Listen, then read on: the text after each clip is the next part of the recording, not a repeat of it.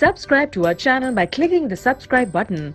Click the bell button and enjoy the latest uploads from our channel. Question 4. The taxi fare in a city is as follows.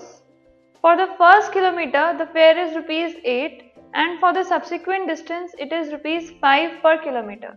Taking the distance covered as x kilometer and the total fare as rupees y, write a linear equation for this information and draw its graph.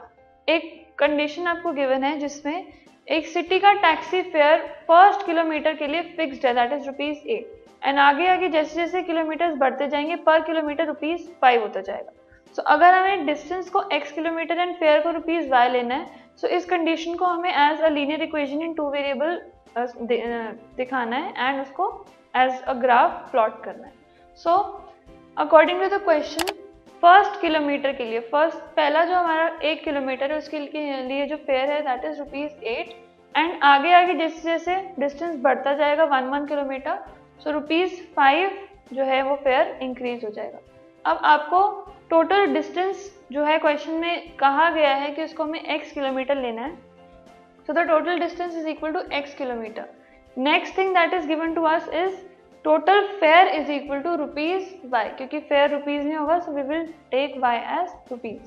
अब distance हमारे पास आ गया x kilometre, fair हमारे पास आ गया y kilometre. सो जो condition हमें given है उसमें जो टोटल हमारे पास डिस्टेंस है वो है x एंड टोटल फेयर है y.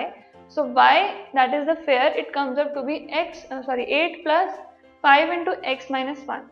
So further solve करने के बाद we will get y as 5x plus 3. अब x की वैल्यू वेरी करते करते हम y की वैल्यूज फाइंड आउट करेंगे एंड एक टेबुलर फॉर्म में उनको रिप्रेजेंट करेंगे where x and y they have different values. So if x is 0, y is 3, if x is minus 1, y is minus 2 and if x is 1, y is 8. अब इन तीनों points को हम plot करेंगे on a graph. So the first point that we have is 0,3. So 0,3 में x is 0 and y is 3. So it lies on the y-axis. The next point that we have is -1, -2. So it lies in the third quadrant. And the last point that we have is 1,8. So here x is 1 and y is 8. So this lies in the first quadrant. अब इन तीनों points को by using a straight line we will join. So by joining these points we will get a straight line जो कि इस equation की graphical representation होगी. So this is the straight line and it represents the equation that is y is equal to 5x plus 3.